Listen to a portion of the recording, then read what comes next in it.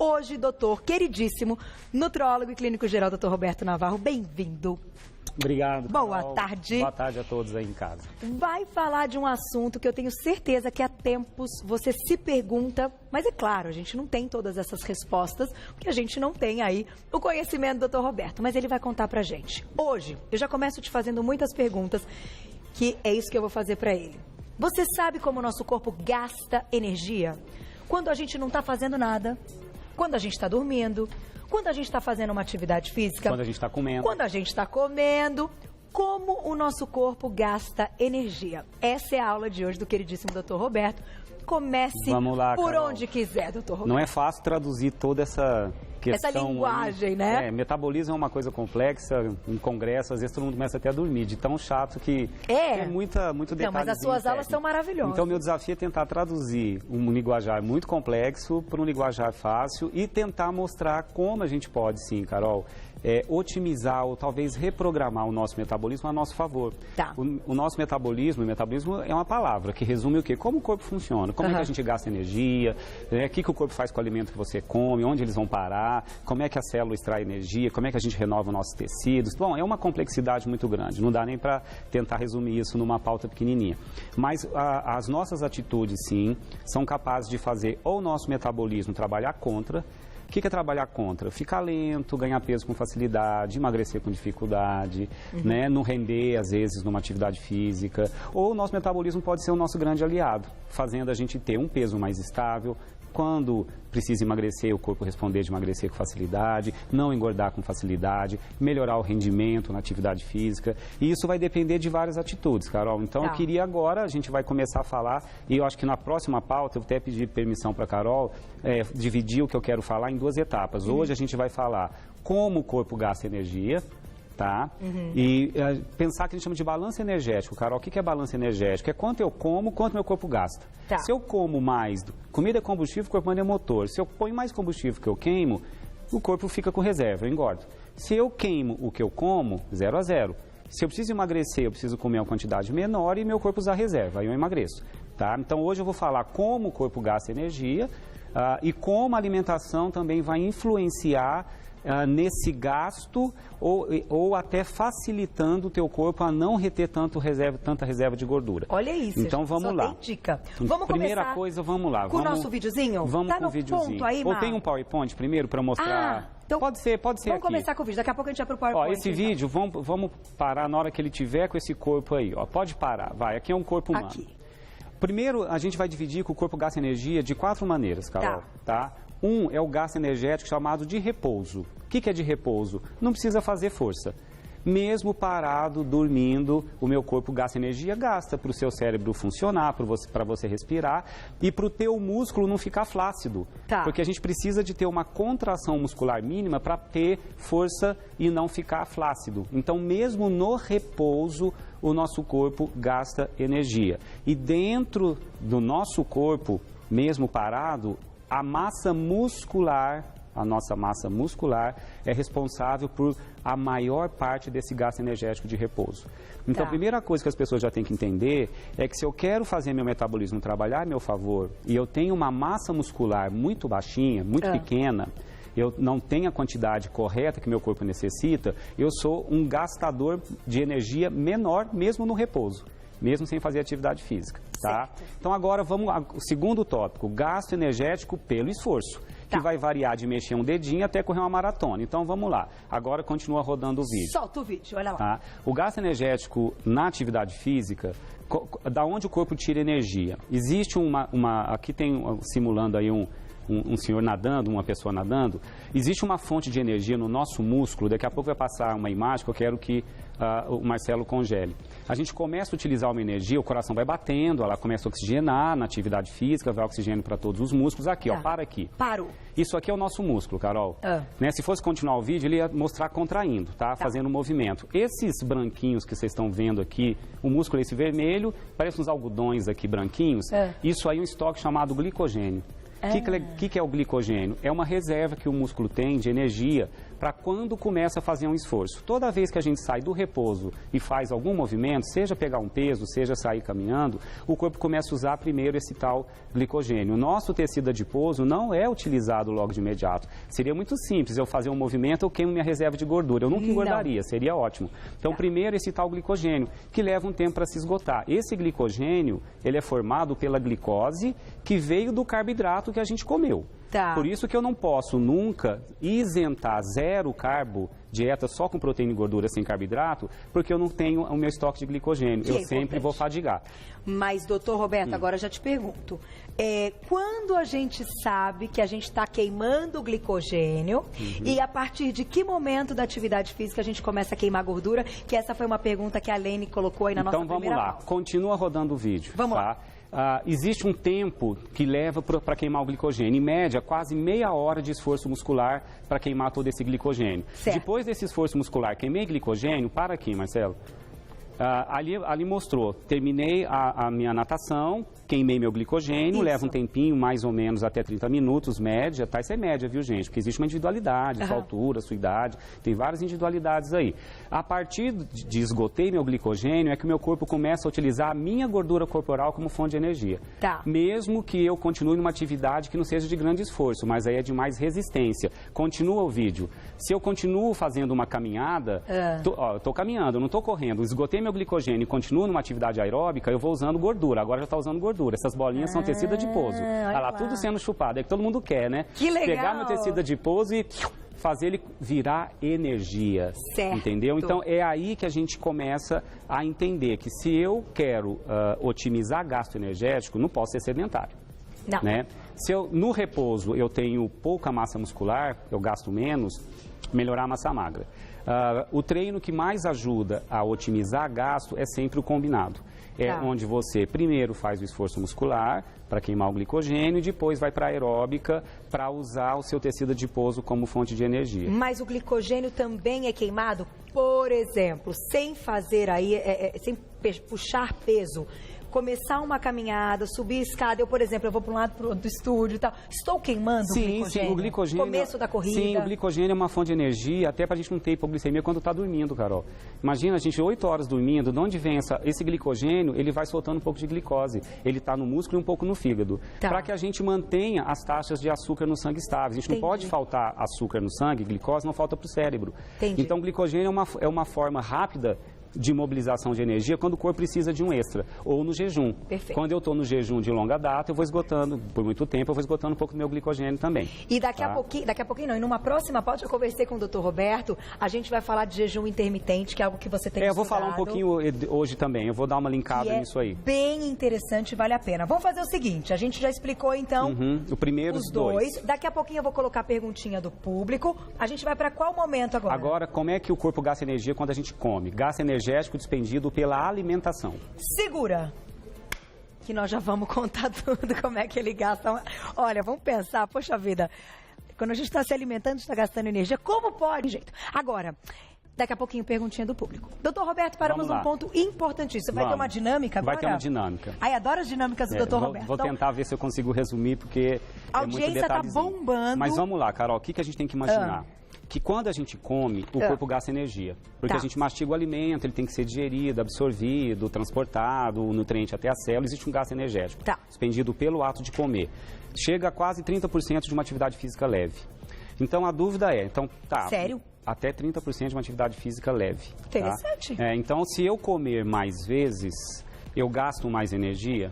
Sim. Só que eu tenho que comer quantidades corretas dentro dessas vezes em que eu posso. Entendi. Comer mais vezes, muito mais que eu devo, aí eu engordo. Não estou usando o raciocínio a meu favor. Agora, dentro de cada refeição, se eu comer quantidades corretas e fracionar, eu posso ter até 10% do gasto energético total vindo pelo ato de comer. Agora, existe também alguns estudos de jejum intermitente mostrando que no jejum, quando eu estou horas sem comer, a partir de um certo momento, lembra que ali quando aquele estava caminhando e o corpo estava usando tecido adiposo, o corpo começa a usar tecido adiposo liberando 2 hormônios. Depois que você está fazendo um esforço prolongado ou quando você está num jejum de longa data. O corpo precisa de reserva de energia. Esgotou o glicogênio, vai para o tecido adiposo. Existem 2 hormônios que mobilizam a nossa reserva de tecido adiposo. Um chamado epinefrina, que é liberado pela suprarrenal, e o outro tal do glucagon, que é liberado pelo pâncreas, que a gente vai falar dele aqui, que mobiliza nossas reservas de gordura. No jejum de longa data, a gente libera mais epinefrina e mais glucagon. E alguns estudos estão mostrando que isso pode otimizar teu corpo, usar reserva com mais eficiência. O problema é o jejum de longa data todo dia me trazendo uma desnutrição. Entendi. Então, o que eu sugiro hoje, que eu acho que é mais bom senso? Até 2 vezes por semana, terça e quinta, a gente pode fazer um jejum de até 12 a 14 horas, aproveitando as horas do sono. Ótimo. Então, por exemplo, a gente já não dorme mais ou menos 8 horas, então você chega numa terça-feira, às 6 da tarde, você faz a sua última refeição e deixa para fazer a primeira refeição às 8 horas do dia seguinte. Não é tão difícil isso. É verdade. Tá? Você fica 14 horas no jejum. E não pode beber nem água? Não, água tudo bem, água, líquido tudo bem. Tá. Porque parece que existe a produção, estimula-se uma proteína chamada sirtuína no jejum, que faz o nosso corpo otimizar a usar nossa reserva com mais eficiência. Tá. Então, 2 vezes por semana você fazer até essas 14 horas sem problema nenhum. Nos outros dias em que não se está fazendo esse jejum, você vai fracionar e tentar comer correto, pelo menos. Não que tenha que ser tão reloginho a cada 3 horas, Carol. Mas não ficar horas sem comer todo dia. Porque tá? comendo, porque aí senão o tiro sai pela culatra. Você porque comendo ativa. você gasta. Então acho que se a gente usar a inteligência para tudo aquilo que vai surgindo de estudo, a gente consegue fazer um meio termo. Sem o dúvida. meio termo é até 2 vezes por semana, até 14 horas, para quem não tem nenhum problema, e no dia a dia tentar comer fracionadamente para otimizar o gasto energético pelo próprio ato de comer. Tá. E quando o corpo gasta energia com o alimento para metabolizar, gasta mais com a proteína. A proteína é o que mais gasta energia para o corpo metabolizar. Tá. Depois vem a gordura, depois vem o carboidrato. Por isso que ter uma ingesta proteica correta, adequada, é muito inteligente, porque eu otimizo o meu gasto a ser mais intenso ainda. E a proteína, ela depois de um tempo que você ingeriu, ela estimula a liberação do glucagon, que é o hormônio que vai buscar a tua reserva. Que ele é antagônico à insulina. A insulina. Para entender isso, vamos fazer uma dinâmica bem rapidinha. Vamos para a dinâmica aqui. E daqui a pouquinho perguntinha do público. Porque o que eu quero que as pessoas em casa entendam? Quando eu como, eu escolho o quê? Geralmente carboidrato, proteína e gordura. É o que eu vou comer. Carboidrato está aqui, legume, verduras, cereais, pães, açúcares, frutas, proteína animal, proteína vegetal, gordura animal, gordura vegetal. Tem então vamos simular. Aqui. Bom e ruim, né? Eu fiz uma refeição, comi carboidrato. Carboidrato vira glicose, tá?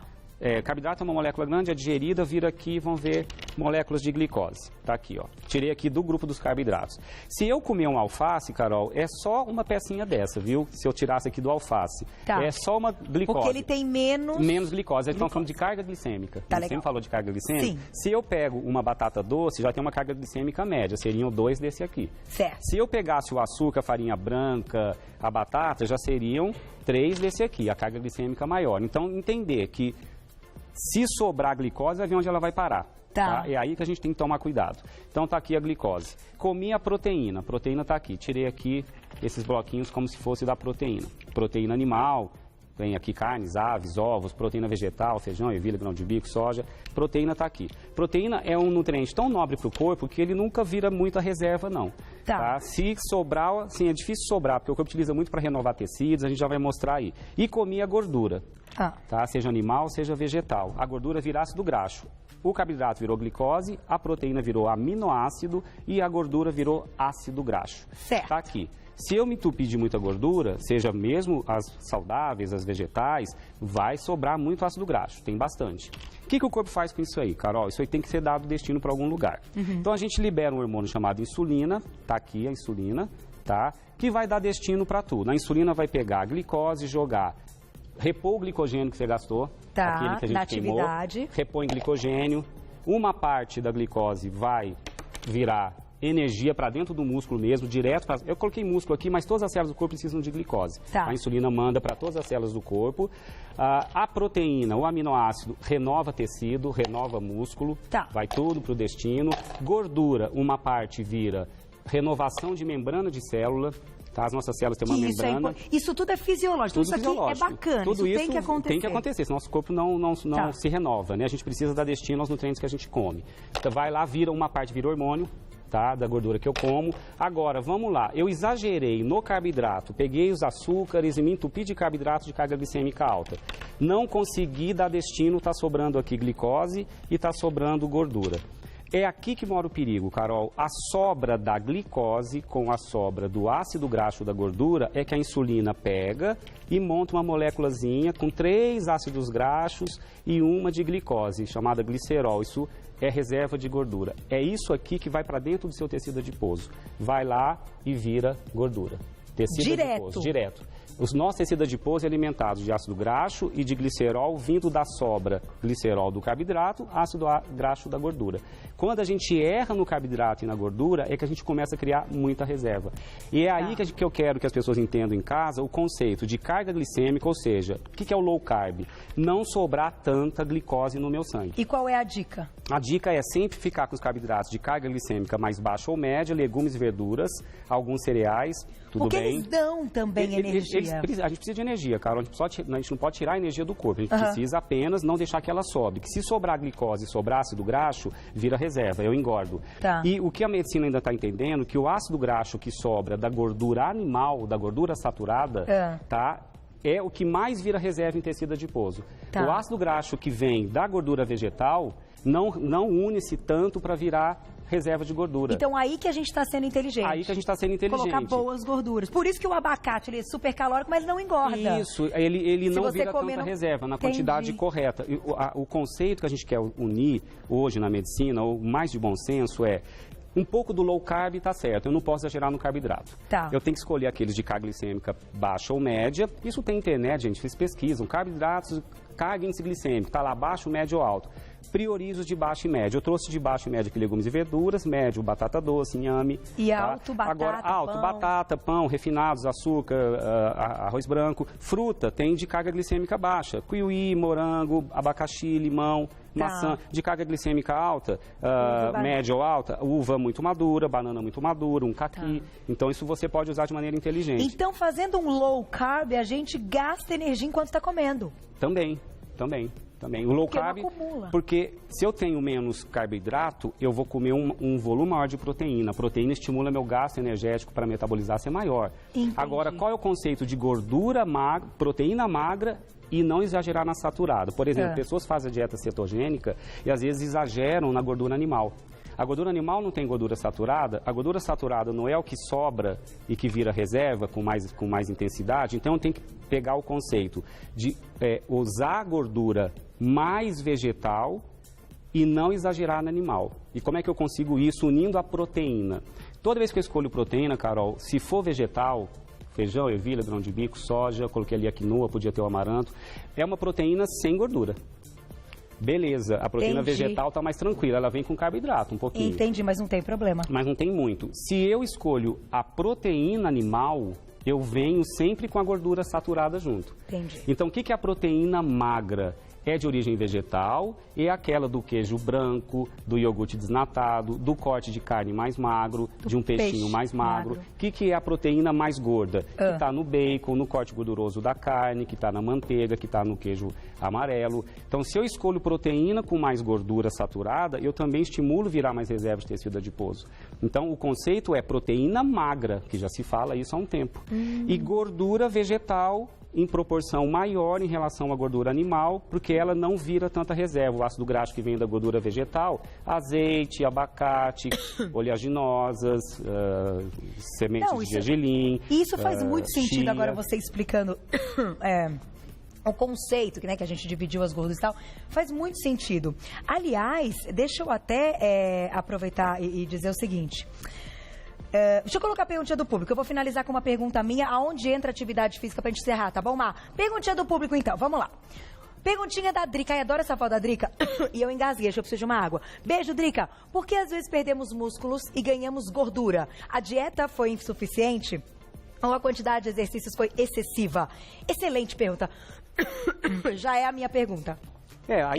Acho que os dois, Carol, a soma dos dois. Se a gente faz uma atividade física extrema e não recupera o glicogênio, o que é aquele glicogênio? É aquele combustível que fica no músculo quando você vai fazer um esforço novamente. A gente esgota o glicogênio e tem que recompor. Porque senão você vai fazer uma nova atividade física, o músculo não tem força. Se o músculo não tiver energia, ele começa a usar a proteína dele mesmo para virar energia, o músculo cataboliza. Então, se a dieta for muito pobre em carboidrato, excessivamente low carbo, você acaba estimulando o corpo a usar a sua proteína muscular como fonte de energia, isso sai pela culatra. E se eu como mais do que eu devo na hora de recompor, e eu reponho o meu glicogênio, mas sobra glicose, porque o glicogênio já foi reposto, começa a sobrar glicose para virar tecido adiposo. Entendi. Eu engordo. Então, uma soma de quanto eu como, quanto eu gasto. Isso tem que ser muito equacionado. Não que a gente conte calorias super assim, mas que a gente entenda a composição do